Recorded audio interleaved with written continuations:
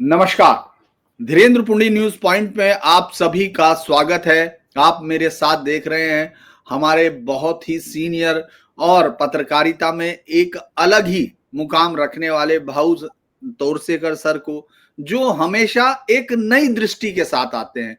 और आज जिस पर वो बात करेंगे वो तो बेहद दिलचस्प है, मेरे लिए भी बड़ा दिलचस्प है, क्योंकि मैं भी इस तरह से मैं तो सीख रहा हूं कि किस तरह से चीजों को देखना चाहिए। इतने साल रिपोर्टिंग के बाद भी सामान्य तरीके से चीजों को कैसे देखा जा सकता है।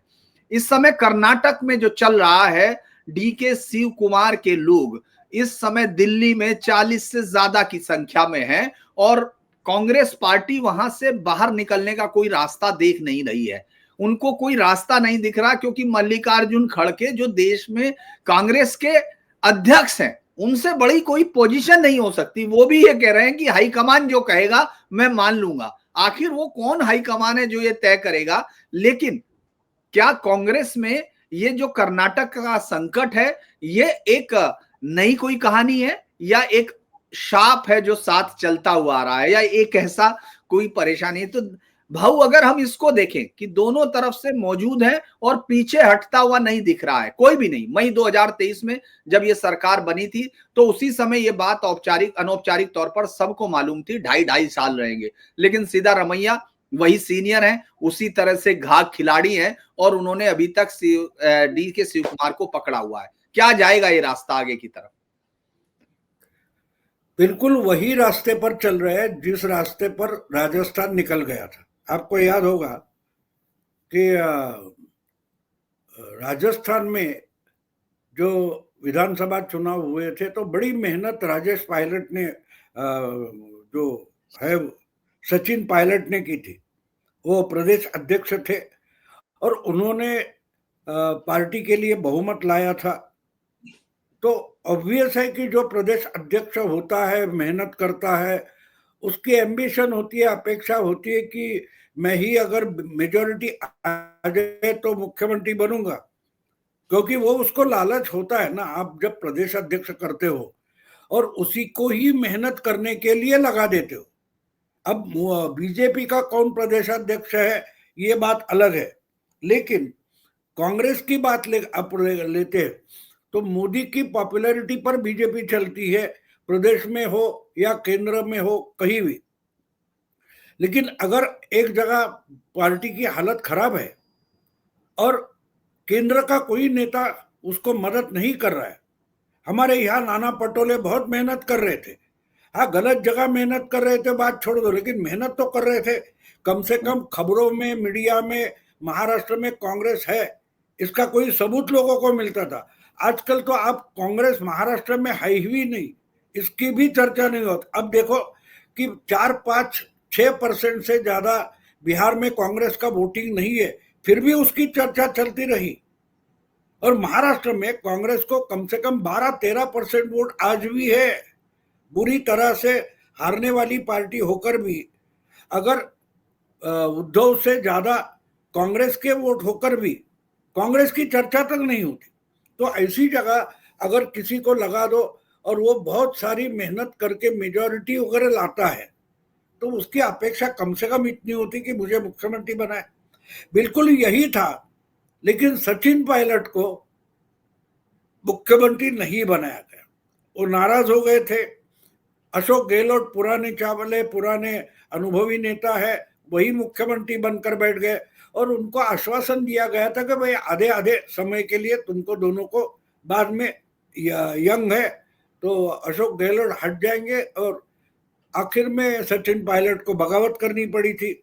वही सिंहदेव, शायद सिंहदेव नाम है उनका, जो बात छत्तीसगढ़ में हुई थी, टी.एस. सिंहदेव। अब वही ना हमारे मराठी में पुराने जो नाटक होते हैं उसको अगर 40-45 साल पुराना नाटक है, घासीराम कोतवाल है वगैरह वगैरह, वो अगर नए सिरे से सामने लाते हैं तो उसका नया संच पुराना नाटक ऐसा बोला जाता है। तो ये वही चल रहा है, ये जो राजस्थान में हुआ, छत्तीसगढ़ में हुआ, बस वही प्रयोग कर्नाटक में होने जा रहा है। तो क्या इसकी जरूरत है? क्यों कर रहे हैं? कर्नाटक में मैं मानता हूं कि सिद्धरामैया और डीके शिव कुमार दोनों तगड़े नेता है, दोनों ने मेहनत करी है उसमें सत्ता वापस आने के लिए राहुल गांधी या सोनिया गांधी का कोई योगदान है ही नहीं। तो यहाँ बीच में हाईकमान आता कहाँ है? और वही झगड़े चल रहे। अब वो 2.5 साल तो चुपचाप बैठे थे, उनको डेप्यूटी चीफ मिनिस्टर बनाया था, जैसे सचिन को बनाया था।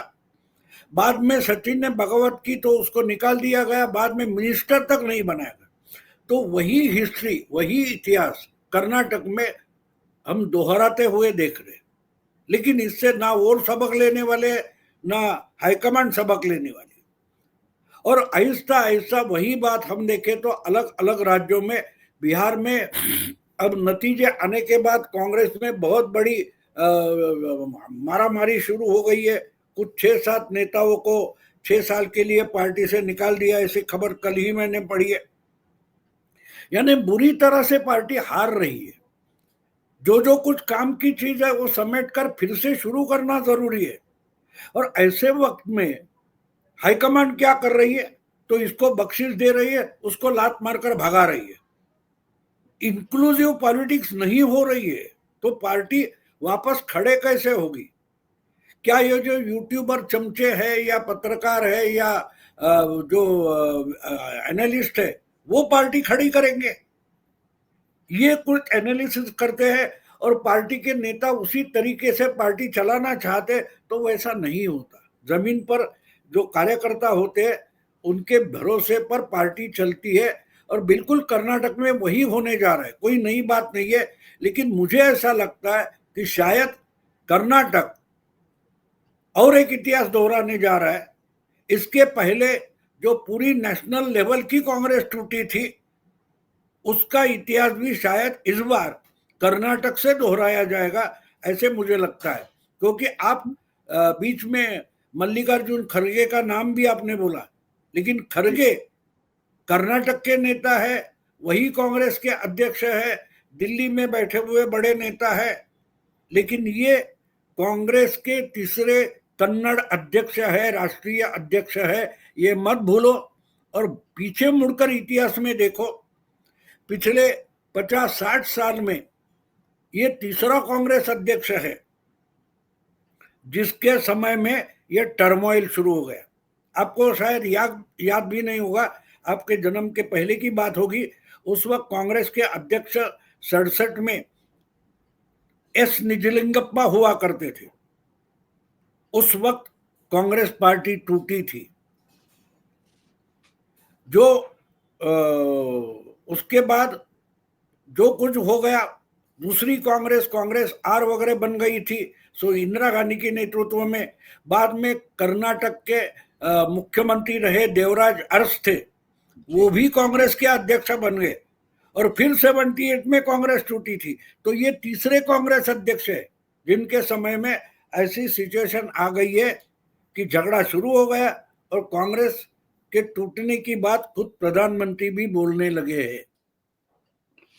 अच्छा भाऊ, ये जो हिस्ट्री आपने बड़ी दिलचस्प बताई है, और ऐसी क्या उन अध्यक्षों की हालत भी मल्लिकार्जुन खड़गे जैसी थी, या वो मल्लिकार्जुन खड़गे से आगे निकल के देख रहे थे? क्योंकि जो कांग्रेस रिक्विजिस्ट बनाई थी उस डिवीजन में एक कांग्रेस ऑर्गेनाइजेशन और एक कांग्रेस रिक्विजिस्ट बनी थी जो इंदिरा गांधी के पास रही थी, तो उस समय भी ताकतवर इतने ही थे, क्योंकि यहाँ का ये अध्यक्ष तो अपने आप को मुख्यमंत्री से आगे नहीं ले जाना चाहता और अपने आप को हाईकमान भी मानने को तैयार नहीं, जैसे किसी को बैठा दिया हो और उसको ये बार बार यकीन ही नहीं आ रहा वो कुर्सी उसकी है क्या, ऐसा कुछ लग रहा। नहीं, ये स्टॉप गैप अरेंजमेंट बोलो या खिलौना सामने रखा हो, सिंबॉलिक रखा हो, कुछ भी बोलो, खड़गे कर्नाटक कांग्रेस के भी अध्यक्ष करके काम नहीं कर सकते। वो राष्ट्रीय अध्यक्ष बन के क्या करेंगे? इनको दिखाना था कि भाई हाँ, जो जिसको G23 बोलते हैं, 23 कांग्रेस नेताओं ने मांग की थी कि भाई पूरे 24 घंटे और साल के 365 दिन जिसको दिल्ली में आकर कार्यकर्ता मिल सकता है, ऐसा कोई अध्यक्ष चाहिए। ये जो मांग थी वो पूरी करने के लिए इनको अध्यक्ष बनाया। हमारे मराठी में इसको गुड़ाचा गणपति बोलते। मतलब क्या होता है कि एक कोई पत्थर रखा है या गणेश की मूर्ति रखी है, भाई आते जाते उसको हाथ लगाओ, काम खत्म। उससे ज्यादा उसका कोई इंपॉर्टेंस नहीं होता। उसको मराठी में गोड़ासा गणपति बोलते। तो उसके उसके आगे उसकी कोई अहमियत नहीं होती। हाथ लग जाता है तो गुड़ जो होता है वो मीठा होता है, हाथ को लग जाए तो थोड़ा मीठा भी हाथ हो जाएगा, उससे ज्यादा कुछ नहीं। तो खड़गे जो है वो कांग्रेस के अध्यक्ष है, मतलब गुड़ का गणपति गणेश बनाया, उससे ज्यादा कुछ है नहीं। अब वही उनको कुछ पूछेगा तो बोलेगा हाईकमांड को पूछना पड़ेगा। अरे कांग्रेस में सबसे बड़ा अध्यक्ष ही होना चाहिए। जो नेहरू थे, वल्लभ भाई पटेल हो गए, गांधी जी हो गए, सुभाष बाबू हो गए, जो जो कुछ थे, तो आप कांग्रेस अध्यक्ष हो, लेकिन इनको पता नहीं कि मैं ही हाईकमांड हूं। हाँ, एक बात है, ये कमान जरूर है लेकिन हाय नहीं है। ये झुक जाते हैं इमीडिएटली, और झुकने का मतलब ही कमान होता है। तो कमान जरूर है लेकिन हाय तो नहीं है। हाय नहीं। तो इसलिए वो रोते रहते। लेकिन जो सिचुएशन अब पैदा हो गई है, अब मुझे याद जहां तक है कि डीके शिव कुमार रिसोर्सफुल इंसान है। वो एक वोक्कालिका वगैरह कम्युनिटी के नेता माने जाते, और ये कुरुबा यानी थोड़े पिछड़े समाज के होते सिद्धरामैया। तो अब इनमें एमएलए बढ़ गए, लेकिन एक बात होती है कि जो रिसोर्सफुल होता है उसके पीछे ज्यादा एमएलए जाते हैं। महाराष्ट्र में भी शिवसेना की टूट हो गई तो एक बात साफ थी कि अगर एकनाथ शिंदे उद्धव से ज्यादा रिसोर्सफुल थे, यानी पैसा एकनाथ के पास ज्यादा है या उद्धव के पास ज्यादा है, इसको मैं रिसोर्सफुल नहीं मानता। रिसोर्सफुल का मतलब ये होता है, साधन संपन्न का मतलब ये होता है कि जिसके साथ आपका उठना बैठना है उनके लिए आप रिसोर्सफुल हो कि नहीं। आपके पास बहुत सारा पैसा है लेकिन आप छोड़ोगे नहीं, आप किसी साहूकार के पास बैठे हो तो वो तो बड़ा धनी इंसान होता है लेकिन आपको एक दमड़ा छूटा नहीं देगा। लेकिन आप कोई पैसे वाले दोस्त के पास बैठे हो, आपकी कोई समस्या है, प्रॉब्लम है, तो वो आपको पैसा देगा। तो आपके लिए वो धनी दोस्त है, वो रिसोर्सफुल होता है। लेकिन साहूकार दोस्त भी हो तो रिसोर्सफुल नहीं होता। तो एक बात है कि जब शिव कुमार को रिसोर्सफुल माना जाता है, उसका मतलब छोटे मोटे काम के लिए, कोई चुनाव लड़ने को पैसा चाहिए और कुछ है, इसके लिए जितना शिव कुमार एमएलए को अपना लगेगा उतना सिद्धरामैया नहीं लगेगा। और इसलिए वो अड़े बैठा है कि मुझे चीफ मिनिस्टर तो बनना है, अब आप रोक नहीं पाते।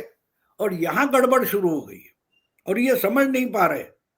तो ये गड़बड़ अगर बढ़ती जाए और आहिस्ते आहिस्ते हर राज्य में ये झगड़े सामने आने लगे। बिहार में अगर पार्टी की सदाकत आश्रम जो क्या बोलते उसको, हेडक्वार्टर से पार्टी का, वहां झगड़ा हो गया, मारामारी हो गई। पहले तो किसी को मारा भी था, अब तो उनको पार्टी से निकाल दिया, यहां तक आ गई है। और राहुल गांधी पटना जाने की हिम्मत तक नहीं कर रहे। मतलब वहां है और कहीं हो, बहुत सारे राज्यों में नाराजगी है, क्योंकि उनको आहिस्ता आहिस्ता रियलाइजेशन हो गया है कि जब तक राहुल गांधी है इस पार्टी के लिए कोई भविष्य नहीं है। और पार्टी के लिए भविष्य नहीं है तो इसका पार्टी में कितनी भी मेहनत करो उसका कोई फायदा नहीं है। तो इसलिए या तो राहुल को हटाओ नहीं तो हम जाते हैं। ये मेंटेलिटी आहिस्ते आहिस्ते बनते जा रही है। हवा में प्रधानमंत्री ने ऐसा नहीं कहा कि कांग्रेस पार्टी टूट की कगार पर है, ऐसी जो बात नरेंद्र मोदी जी ने की है। उनके पास तो गुप्तचर सीक्रेट खुफिया एजेंसी का रिपोर्ट रहते कि कांग्रेस पार्टी के अंदर क्या क्या चल रहा है, ये उनको मालूम जरूर होगा। इसलिए तो उन्होंने कहा है और उसको वो चीजें हमें दिखाई दे रही है। भाऊ, जिस तरह से ये वहां का जात इस समय गणित दिख रहा है, 135 सीटों पर कांग्रेस है जो बहुत ताकतवर पोजीशन है, और बीजेपी महज 65 सीटों पर है, 66। तो वो कोई ऑपरेशन कमलम की तो बात नहीं हो सकती है वहां की, ऐसा होगा।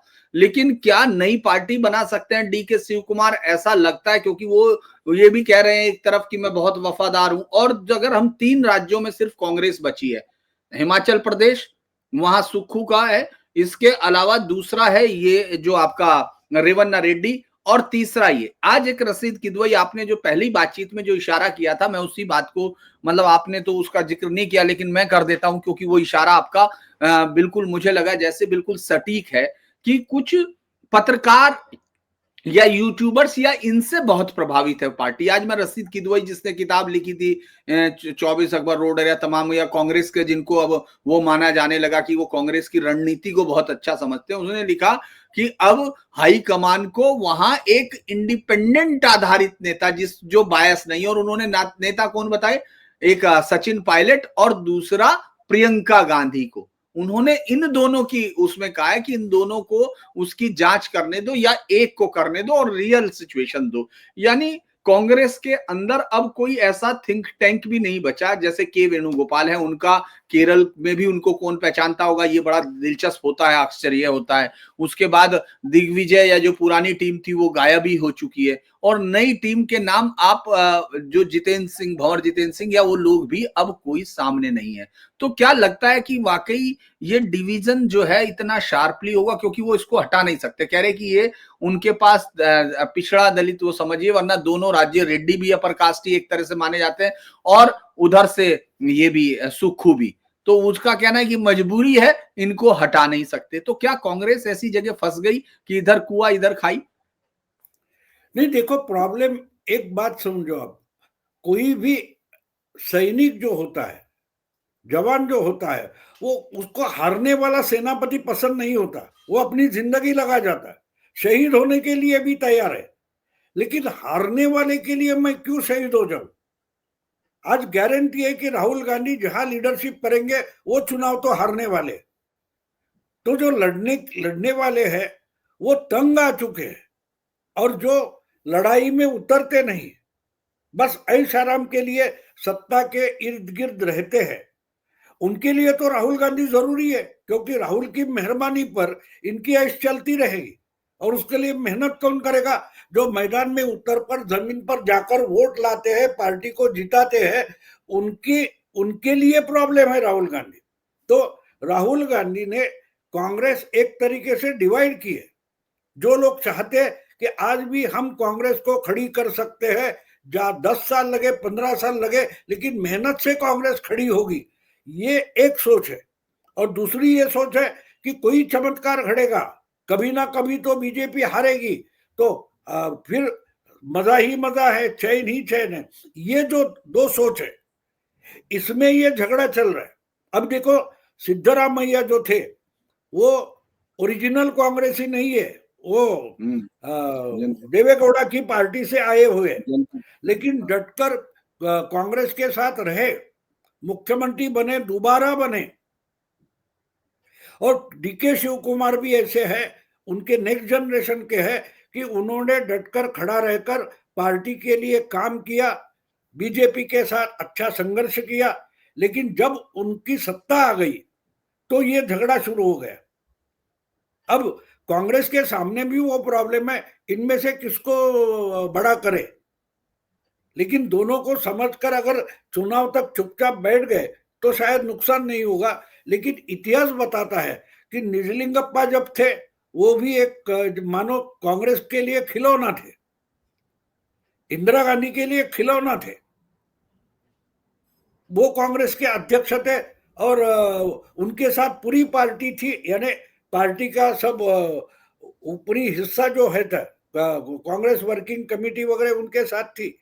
लेकिन इंदिरा जी के साथ कार्यकर्ता थे, तो इंदिरा गांधी हट गई तो कांग्रेस ओ यानी ऑर्गेनाइजेशन बन गई।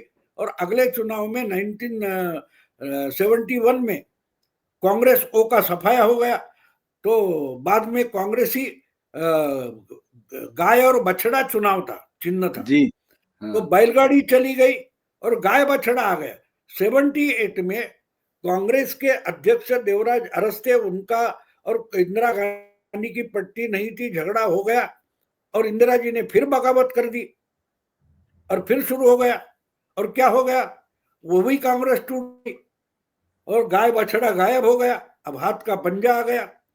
तो दोनों बार में मुझे एक अजीब बात लगती है, हिस्ट्री कहती है कि जब कन्नड़ अध्यक्ष होता है कांग्रेस का, तो कांग्रेस पूरी नेशन वाइड टूट जाती है और एक नई कांग्रेस हमारे सामने आ जाती है। जो ओरिजिनल कांग्रेस नेहरू की थी वो हट गई और कांग्रेस आर आ गई, फिर कांग्रेस आई आ गई। अब ये कांग्रेस सोनिया या कांग्रेस एस जो कुछ आप बोल सकते हो वो है, लेकिन उसका भी अध्यक्ष कन्नड़ है और कांग्रेस में अंदरूनी झगड़े शुरू हो गए। कांग्रेस टूट की कगार पर आ गई है। तो अगर इतिहास दोहराता है तो शायद खड़गे की ही इस कांग्रेस के आखिरी अध्यक्ष हो सकते हैं। ये कांग्रेस के आखिरी अध्यक्ष होंगे।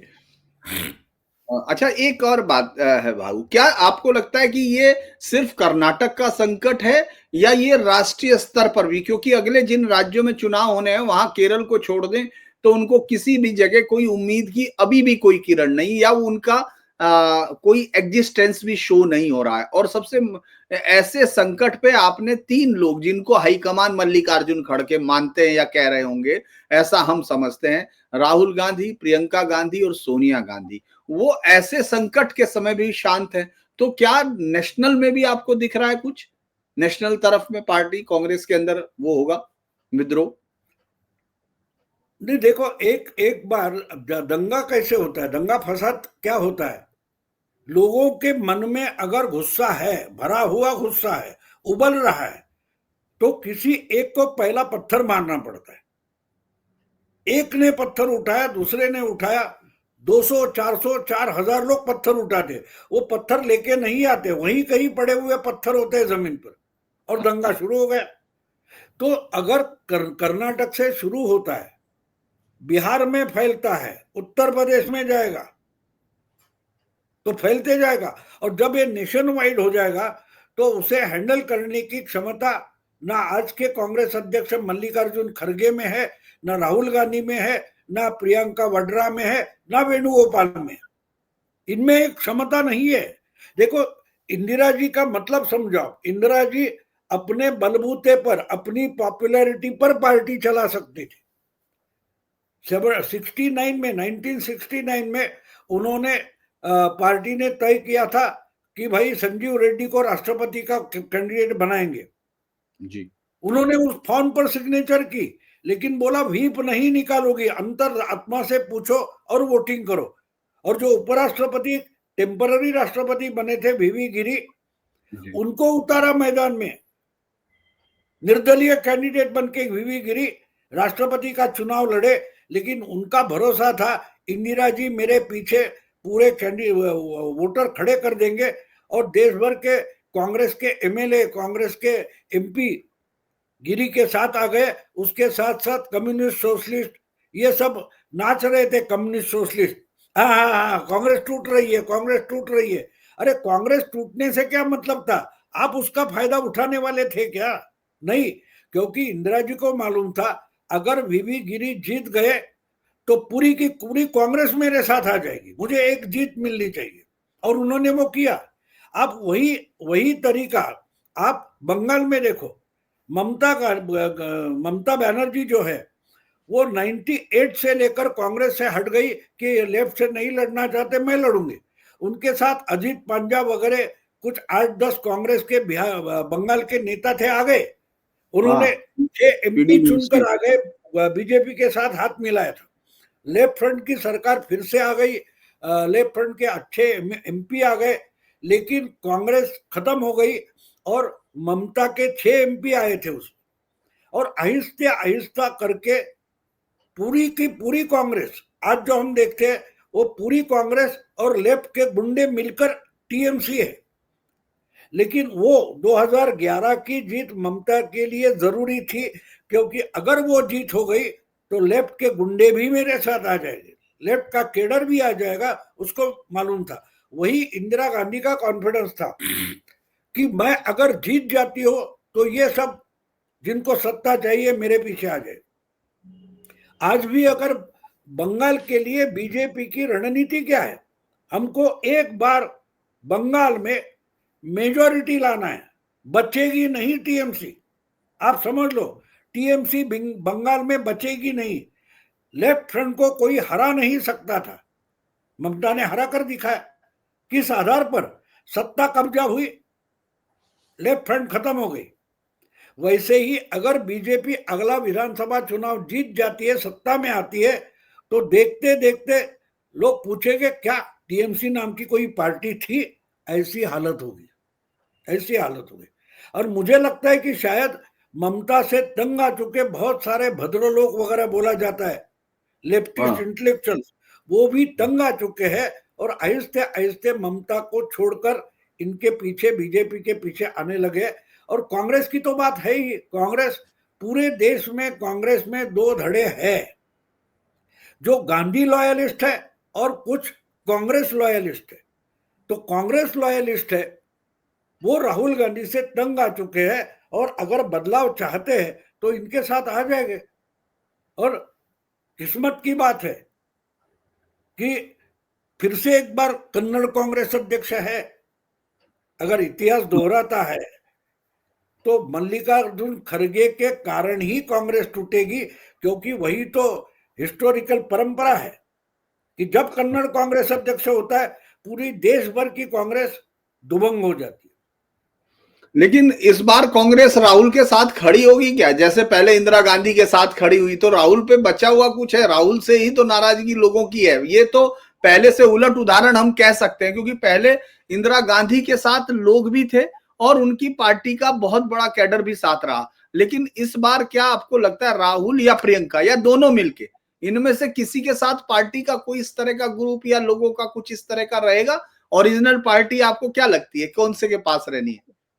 उस वक्त की कांग्रेस माने गांधी परिवार नहीं था।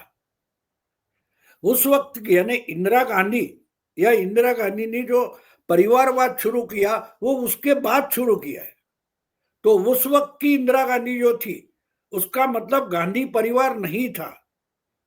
खुद इंदिरा गांधी एक बागी थी, एस्टेब्लिशमेंट नहीं थी। आज का गांधी परिवार एस्टेब्लिशमेंट है। यानी उस समय के जो बड़े कांग्रेस के बड़े बड़े नेता हुआ करते थे, निजलिंगप्पा, यशवंतराव चौहान, अतुल्य घोष, या ये आपके यूपी के बहुत सारे चंद्रगुप्त, क्या बोलते हैं उनको, नाम भूल गए मैं, चंद्रभानु। हमारे इसके चंद्रभानु। पाटिल थे, हाँ, सीबी गुप्ता कामराज थे थे, ये हाँ। ये मठाधीश थे कांग्रेस के। उनके खिलाफ इंदिरा जी ने बगावत की थी। आज का मठाधीश राहुल गांधी है, आज का मठाधीश सोनिया गांधी है। तो बगावत वो नहीं कर रहे। कार्यकर्ता बगावत होती है और बगावत सक्सेसफुल होते हुए दिखती है, उस वक्त उनके साथ चला जाता है। तो बात साफ है कि राहुल गांधी इंदिरा गांधी का इतिहास नहीं दोहरा सकते, दूसरा किसी को खड़ा होना पड़ेगा। और वो अगर खड़ा हो जाए तो लोग उसके साथ जाएंगे। जैसे आंध्र में जगन मोहन रेड्डी के साथ चले गए, महाराष्ट्र में बहुत सारे हैं शरद पवार के साथ चले गए। आज कांग्रेस महाराष्ट्र में वोटर है लेकिन पार्टी नहीं है। बंगाल में वोटर भी नहीं बचा, ममता के साथ चला गया, वहां जगमोहन रेड्डी के साथ चला गया। तो ये बात अगर हम समझे तो कांग्रेस टूट की कगार पर है, ऐसा प्रधानमंत्री ने कहने का मतलब ये है कि कांग्रेस को संभालने वाली कोई लीडरशिप बची नहीं है और कांग्रेस में बगावत होने की जरूरत है। कांग्रेस को अगर फिर से उभर कर सामने आना है, अपने पैरों पर खड़ा रहना है, तो इसके लिए सबसे बड़ी बात अगर कोई करने वाला है या करना चाहिए तो वो एक बागी नेता बनकर खड़ा हो जाए कि ये गांधी परिवार की प्रॉपर्टी नहीं है। ऐसे कहने की जिसकी हिम्मत होगी वो कांग्रेस को फिर से अपने पैरों पर खड़ा करेगा। कांग्रेस एक आइडियोलॉजी है, कांग्रेस का एक इतिहास है, कांग्रेस की एक परंपरा है, कांग्रेस की एक राजनीति है। किसी एक परिवार के जो जो परिवार में पैदा होगा उसकी इच्छा अनुसार कांग्रेस बदलती नहीं है। परिवार के लोग आते रहेंगे जाते रहेंगे लेकिन आइडियोलॉजी टिके रहती है। आज भगवान श्री राम का कोई वंशज है कि नहीं हमें पता नहीं है, कृष्ण का वंशज, श्री कृष्ण का वंशज है कि नहीं हमें, लेकिन उनकी आइडियोलॉजी चलती आ रही है हजारों सालों से। एक देश चल रहा है, एक समाज चल रहा है। अलग अलग परिवार आ गए, सम्राट हो गए, वो भी हट गए, लेकिन देश चल रहा है। तो पार्टी संगठन बिल्कुल, आरएसएस को देखो 100 साल हो गए, जिन्होंने शुरू किया उनका कोई बच्चा वारिस, हेडगेवार का कोई वारिस आरएसएस में है, पदाधिकारी है, पता नहीं। गोलवलकर गुरुजी हो गए या बाला साहब देवरस थे, बहुत सारे आरएसएस के नेता बड़े बड़े हो गए जिन्होंने आरएसएस चलाई, बढ़ाई, विस्तारित की, उनका कोई वारिस तो है नहीं, लेकिन वो चल रहा है। क्यों चल रहा है? उन्होंने जिस आइडियोलॉजी को, जिस विचारधारा को उसका पालन पोषण किया था, वो टिकी हुई है। आज कांग्रेस जिस पर चल रही है वो आइडियोलॉजी नहीं है, एक परिवार की व्हिम्स है, उनकी हॉबी है कि आज मैं वोट चोरी पर नाटक करूंगा, कल कोलंबिया जाऊंगा, परसों आके तालाब में कूद जाऊंगा। ये आइडियोलॉजी है, ये खेल और मजाक हो गया। तो उससे निकलकर फिर से कांग्रेस को ट्रैक पर लाना अगर कोई चाहता है और खड़ा हो जाए, फिर वो शायद सचिन पायलट हो सकता है, या डीके चंद क्या बोलते हैं उस, डीके शिव कुमार, डीके शिव कुमार होगा, या जगन मोहन रेड्डी हो सकता है, ममता बनर्जी हो सकते हैं। उनकी तो आइडियोलॉजी कांग्रेस है ना। उन्होंने अपने एक स्टेट के लिए, अपने एक राज्य के लिए कांग्रेस जीवित रखी है। आप इनको क्षेत्रीय पार्टियां करके देखते हो, लेकिन उनकी आइडियोलॉजी क्या है? अगर पवार, जगमोहन रेड्डी या ममता बनर्जी ये सब आगे आए और सचिन पायलट हो वगैरह से बात करे और कि फिर से हमको कांग्रेस रिवाइव करनी है। आपको याद होगा, मुझे लगता है 10 साल पहले मोदी जी ने चुनाव जीतने के बाद पूर्व जनता दल या जनता या लोहियावादी लोगों की एक मीटिंग हुई थी, जिसमें देवेगौड़ा थे, मुलायम थे, लालू थे, नीतीश थे, और सब लोगों ने मिलकर जनता पार्टी का जो स्पिरिट है वो रिवाइव करेंगे, ऐसा एक निर्णय किया था। और अंतिम निर्णय घोषित करने का अधिकार मुलायम सिंह को दिया था, लेकिन 2022 आने तक मुलायम सिंह ने उस पर बात तक नहीं की। सॉरी, 2017 की बात कर रहा हूं जी। मुलायम सिंह ने उस पर कोई निर्णय नहीं लिया और वो बात वही छूट गई। लेकिन उन्होंने ये तय किया था, अलग अलग फैले हुए हम लोग हैं, जो ओरिजिनल जनता दल, लोहियावाद, समाजवाद की आइडियोलॉजी से निकले हैं, क्यों नहीं इकट्ठा होकर एक नेशनल पार्टी बना दे। बैठक तो हुई थी, आपको याद होगा, लेकिन आगे कुछ नहीं हुआ जी। लेकिन वो जो प्रयास है, वो अगर प्रयास आज कोई कांग्रेस के लिए करता है और गांधी परिवार को धक्के मारकर निकाल देता है कि नहीं, आप कुछ भी नहीं हो, आप कुर्सियां लगाओ, आप दरी बिछाओ, ये करके पहले दिखाओ, आप कांग्रेसी हो तो पहले ये करके लिखाओ, डंडा ले लो और कहीं पेड़ पर चढ़ जाओ और डंडा लगा दो, उस पर झंडा लगा दो, बाद में कांग्रेसी हो बोलो। कांग्रेस कार्यकर्ताओं की पार्टी हुआ करती थी। तो अगर इसका कोई लवलेश गांधी परिवार में है ही नहीं, तो वो कैसे रिवाइव करेगा? और इसलिए मुझे लगता है कि जो हालत 69 में इंदिरा गांधी ने देखी, 78, 79 में देखी, और इंदिरा गांधी ने 2 बार बगावत की और कांग्रेस पार्टी तोड़ी थी, योगायोग यह था कि दोनों बार एक कन्नड़ नेता कांग्रेस का अध्यक्ष था, आज भी है। तो चलिए, आज मुझे लगता है कि भाऊ जो है बहुत ही बेहतरीन तरीके से और एकदम नए उस पे, क्योंकि ये बहुत लोगों को, किसी को भी बहुत याद नहीं है, और जो लोग जानते नहीं है उनको तो मालूम ही नहीं है, जिनको अगर कुछ पुराने लोगों को है तो उनको भी अब याद नहीं है। तो वहां से शुरू किया, क्योंकि हमको लग रहा था कि ये बिखराव कर्नाटक में एक नई कहानी है, लेकिन जैसे ही कर्नाटक का अध्यक्ष आता है तो कांग्रेस के बिखराव की तैयारियां शुरू हो जाती है, और वो तैयारियां दिख रही है। जाते जाते एक और रेफरेंस दे दूंगा, देखो निजलिंगप्पा भी कांग्रेस के अध्यक्ष बने, तो मोदी, इंदिरा जी को निजलिंगप्पा पसंद नहीं थे, उनकी जगह वीरेंद्र पाटिल नाम का चीफ मिनिस्टर लाया गया और इसके लिए निजलिंगप्पा को कांग्रेस का अध्यक्ष बनाया गया। बिल्कुल वही बात देवराज अरस के समय हुई थी। इंदिरा जी को अपना लाडला गुंडू राय गुंडू राव को चीफ मिनिस्टर बनाना था, इसलिए देवराज अरस को कांग्रेस का अध्यक्ष बनाया। अब उतनी भी सिमिलैरिटी नहीं है, लेकिन जो अध्यक्ष मुख्यमंत्री और ये जो झगड़े थे वहीं से वो मामला शुरू होकर आगे निकल गया था। ठीक है, और ये बिल्कुल सही आपने कहा, क्योंकि ये इस मामले में भी है। उस समय जब डिवीजन चल रहा था, जब ये दोनों के चर्चा थी, तो बहुत कोशिश की थी मल्लिकार्जुन खड़गे ने कि उनको एक बैलेंसिंग कैंडिडेट मान लिया जाए उन दोनों के बीच का, लेकिन वो तैयारी नहीं हो पाई।